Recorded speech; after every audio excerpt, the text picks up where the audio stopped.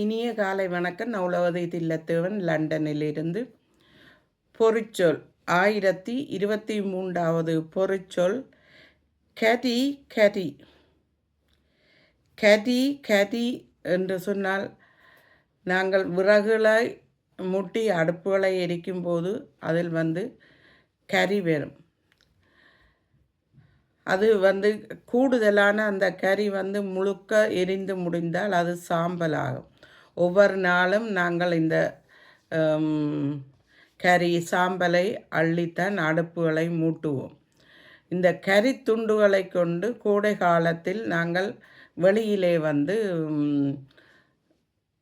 அந்த கரி துண்டுகளை மூட்டி நாங்கள் இறைச்சி வகைகள் பான் வகைகளை வாட்டி சாப்பிடுவதை சொல்லுவார்கள் கோடை காலத்தில்.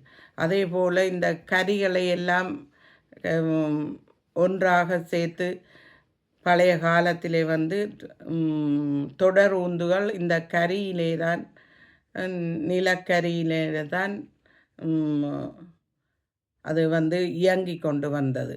கரி கரி கரி என்று சொன்னால் யானை என்று சொல்லி இது தமிழ் பதமாக இருக்கிறது.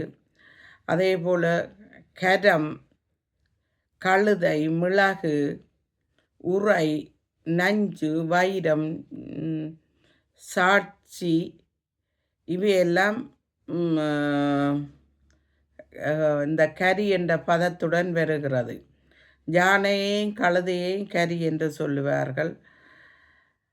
அதே போல் அடுப்பு கரி, மிளகையும் கரி என்று சொல்லுவார்கள். கரிய நிறத்தினை கரி நிறமானது என்று சொல்லுவார்கள். கருப்பு நாங்கள் சமைத்து போட்டு வந்தால் கையில் கருப்பு, உடம்பில் எல்லாம் பிரண்டு இருக்கும் கருப்பு. அந்த கரியை எடுத்தால் பழைய காலத்தில் எல்லாம் கரி துண்டுகளால் சுவர்களில் எழுதி வைத்தார்கள். ஏதாவது இதுகளில் எழுதி வைப்பார்கள் இலக்கம் போட்டு.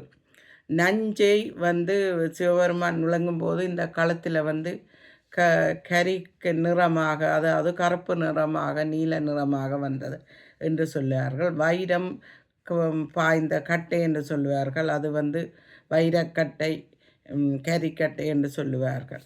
நன்றி, வணக்கம்.